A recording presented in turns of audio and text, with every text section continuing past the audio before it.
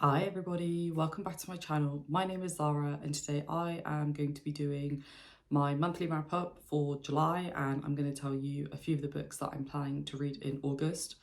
It feels very weird to be filming right now. I haven't filmed in about 3 to 4 weeks. I think it's been, that's quite a long time for me. I generally film every 1 to 2 weeks, and the reason why is because I was quite sick. Unfortunately, I had COVID again. And thankfully, it was not as bad as the first time that I had it, but it still took me out for about 10 days. And I'm finally getting back to the point where I have the energy to start filming again. So it kind of made sense to kick off with this video, given that we're at the start of August. And I think with that in mind, let's jump into what I read in the month of July. So the first book that I read was the Unselected Journals of Emma M. Lyon, Volume 7 by Beth Brower. This is the final volume that is out. The author is working on Volume 8, and I cannot wait to hear when she is announcing the release date, because I think we are due a volume around this time of the year. I gave it a 5 stars. This series is absolutely wonderful, and I am actually planning to film a review now that I've read quite a few of the volumes, but it's just incredible. Like, if you are a Jane Austen fan, if you like strong heroines, if you like women who have a lot of strength, but it's inner and intellectual strength and emotional strength, and this is the sort of book that you would really like. They're very short and they're just a great way to experience something that's quite fun and quite light-hearted, but also quite impactful at the same time. Obviously, it's a 5 stars. It's wonderful. The next book that I read was a book that I read when I was in Scotland, and that was A Stranger in Alondria by Sophia Samatar. This is a book that I'm aware of because of one of my Patreons, and we ended up buddy reading it together. Shout out to Matt. And it was just wonderful. It was wonderful. This is the sort of book that I just really eat up because it's so lyrical and it's so beautifully written that you really just get taken into this world. While the plot and the characters are obviously an important aspect of that, the writing is what really shines and really acts as the vehicle for then allowing those characters and the plot to really shine. I will have a review of this coming out at some point in the next couple of weeks. Watch this space, because I think this book is not that well known, not that many people talk about it, and yet I think a lot of people who read fantasy would love it. So I gave this one a 5 stars. It was fantastic, a book that I will definitely reread at some point in the future as well. The next one that I read was a novella, and this was a novella sent to me by a long-time subscriber and somebody that I just deeply respect and enjoy speaking to in the comments and also on social media. And that is a novella that this author has self-published. She has also written interactive stories too, which I think is really cool. And she released this one, I think it was the 16th of July, and that is The Genesis of Change by Livia J. Elliott. Livia, I just want to say thank you so much for sending me a copy. I do just want to say to all of you that that doesn't impact my reading experience of the book. This is a book that I think if you love hard sci-fi and if you love like deeply philosophical, thematic sci-fi and fantasy, you will really love it. We are essentially following alchemists, and they are trying to achieve a specific outcome. But while they are trying to achieve that specific outcome, they are also exploring different themes and different aspects of life. So as an example, one topic that comes up is identity. What makes a human human? What makes us who we are? What shapes us? And I just think for such a small book, it does a really good job of introducing us to some pretty heavy hitting themes, but in a very user-friendly way. I also said to Olivia, this needs to be a full book. This needs more to it, in the sense that it's so good what you've given us already. I just need more of it now, and I need to go deeper into, and I'm really excited for the day that hopefully happens.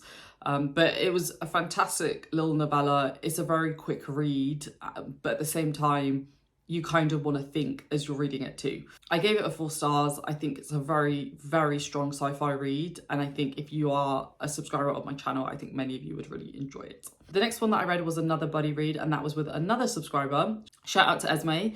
We ended up reading Rain and Ruin by J.D. Evans, and this is the first book in a quartet, I believe. And from what I understand, each of the stories is pretty individual, so it's not a continuous narrative between the books.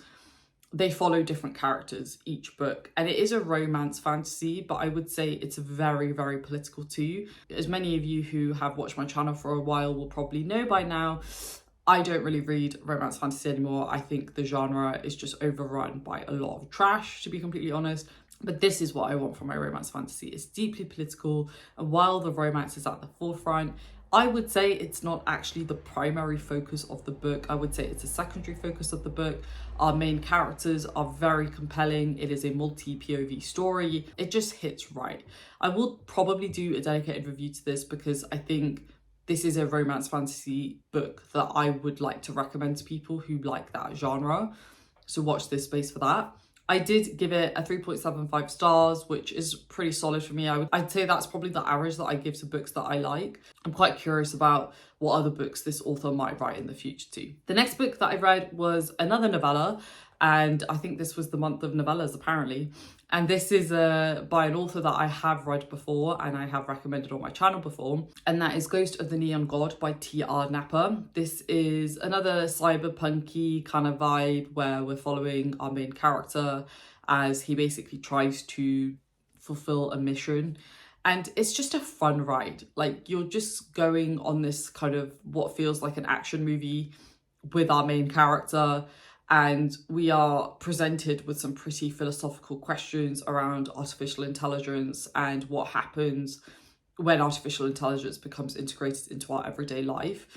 It's quite interesting. Again, this is another book that I would have liked to have been a full-length novel because it barely scrapes the surface of that topic, of that question, and I would have liked a lot more. And I think T.R. Napper is a really good sci-fi writer, and I would have just liked more of it. That's more of a me thing than an author thing. I just like these types of questions and I just like them to be fleshed out more, because I think a lot of discussion around artificial intelligence these days is so surface level.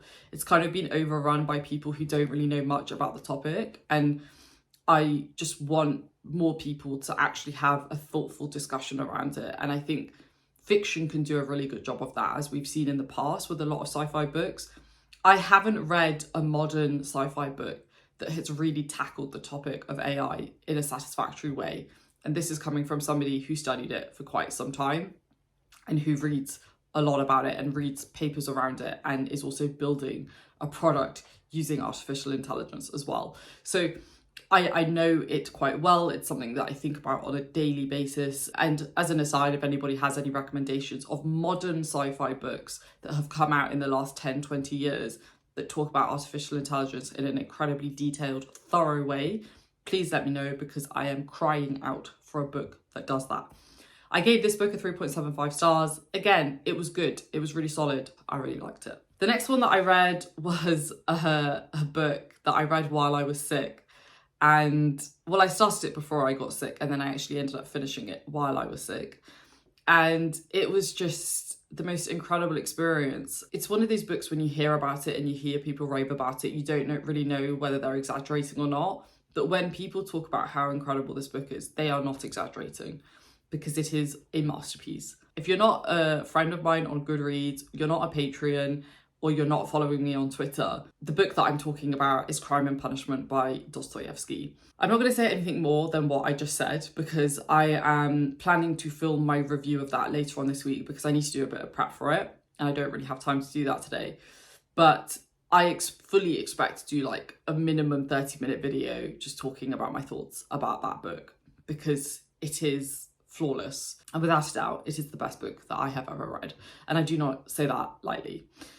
I gave it obviously a 5 stars, but I personally think that's quite insulting to give Crime and Punishment 5 stars, because it's obviously not, it's not equal to all other 5 stars, if that makes sense. So incredible, incredible book. The next book that I read was a fantasy book, and that is the second book in the Empty Throne duology by Daniel Polanski, and that is Those Below. This was so disappointing. So disappointing. I will be doing a review of both books very soon, so watch this space. It was not great, folks, and it's so heartbreaking to say that about an author that I genuinely really adore. His writing is fantastic, but this was not it. I gave it a 2.75 stars, which is not great. And then the final book that I read, or kind of the final book that I read, was Goodnight Tokyo by Atsuhiro Yoshida. And that is a Japanese translated fiction. I believe this is the first book that has been translated into English by Yoshida. And it's quite similar to a lot of the Japanese fiction that I've read, in the sense that it's quite heartwarming. It's following multiple characters and how their stories intertwine. It's just about humans being humans, about us kind of coming to terms with the decisions that we've made, about the regrets that we have. It's very, very beautifully woven together.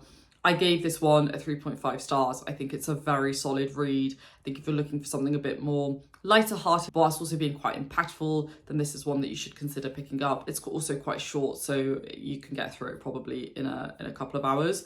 But it was what I needed at the time after reading Crime and Punishment. And yeah, I definitely recommend it. I did end up starting another book at the end of July, but I haven't finished it yet, and it is August. So watch this space. I will talk about it in my August wrap up. So then that leaves me with what I'm planning to read in the month of August. As you all probably know, if you've been watching my channel, I am a mood reader. So all of these could potentially go out of the window. I do have a fair few buddy reads. So buddy reads I do tend to stick to because you have made a commitment to another person to read a book with them. But let's walk through the potential buddy reads that I have coming up in the month of August. So the first one is The Philosopher Kings by Jo Walton. This is the second book after The Just City, which is a book that I have talked about on my channel, which is essentially like a reimagining of Plato's Republic as a thought experiment in real time. And I believe the second book just picks up straight after the events of book one. And so I am really excited to see where it goes, actually, because I have no clue. I haven't read the blurb. I know nothing about it. So I genuinely have no clue where it's going to kind of pick up from and how it's going to continue. The next one that I will be buddy reading is Small Gods by Terry Pratchett. This is a book that I've owned genuinely for such a long time, but I've just not picked it up yet. I've not picked up a ton of Terry Pratchett. I really do need to read more. I feel like also as a Brit, it's kind of like a rite of passage. So I am very excited to read this one. And then the next one I will be reading is Norwegian Wood by Murakami. This will be my first Murakami, so I am quite excited about that because, I've obviously heard things about the author and his writing style and also the types of things that he does in his books, but I've never experienced it for myself. So I am very curious about that. Then the next and the final buddy read that I have planned is Mercy of Gods by James S.A. Corey. This is a book that I'm so excited to read because I do love Daniel Abraham's writing. I do plan to read James S.A. Corey's other series. I forgot the name of it. It's just literally gone out of my head. But that is a series that I do really want to read, but it's got so many books in it that I just, I kind of want to pick up a new series that only has one book out, so I'm not making like a massive commitment at the moment. I adore Daniel Abraham's writing, so I'm very excited to pick this up, and I think it's going to be a really good time. So those are the buddy reads. In terms of what I will read kind of independently, I have genuinely no clue. I think I'm going to be reading even more than I typically do in the month of August, but a couple of ones that I have are Nevernight by Jay Kristoff. I am planning to read this for a video that I'm planning. I'm not going to tell you the title just yet. So I fully expect that this is not what I typically read, but again, it's for a particular video that I'm planning, so that should be a fun time. And then I will probably finish Hideyasumi by Kaigo Shinzo, in the sense that I've got 2 volumes left, I believe, until I'm up to speed. And I haven't read them yet, so I will probably finish those off. And then Tom Holt, aka KJ Parker, is publishing a new fantasy series that actually has magic in it at the start of next year, which is super exciting because a lot of his books kind of allude to some sort of magic, but we don't have an outright magic system in his books thus far. He has actually sent me the entire trilogy to read before it comes out, and so I'm planning to read at least the first book in the month of August. But I am dying to see how he does magic in his books. I'm so excited. So I will almost certainly pick that up. And then, I don't know, I might pick up some more manga, I might pick up another classic. Another one that I would really like to pick up is the Makioka Sisters by Tanizaki. But August is going to be a particularly busy month for me because I have a few things going on work-wise, but we'll see. I'll kind of take it as it comes, to be honest, and we'll see also what my mood is saying too. So there we have it. Let me know down below what you read in the month of July, especially if there were any particular hits or misses. I always love to hear what you guys are reading and if there's anything that I should consider picking up, but also if I should consider letting go. Let me know as well what you're planning to read for the month of August, and I will see you down below. Thanks for watching, folks. Stay safe. As always, take care, and it's really good to be back. Bye.